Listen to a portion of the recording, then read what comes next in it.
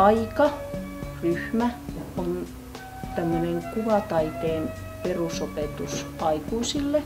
Siinä ei opiskelija tarvitse aikaisempaa kokemusta kuvataiteen tekemisestä.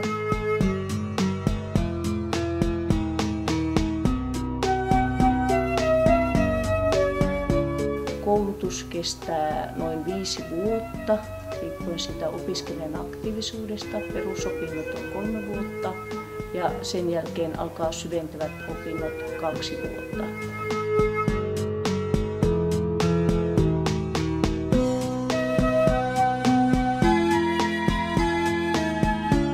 Opiskelija tavallaan tuo sitä omaa persoonallista panosta siihen kuvataiteen opiskeluun, että pyritään aina saamaan hänen sitä henkilökohtaista kokemusmaailmaa ja elämäänsä jokaiselle kurssille, mitä meillä tulee olemaan.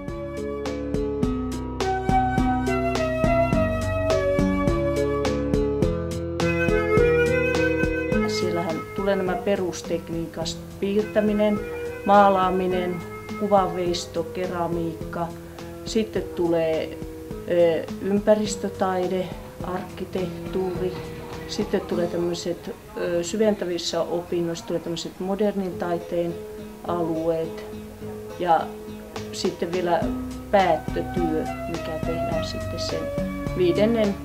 jopa 6. vuoden loppupuolella.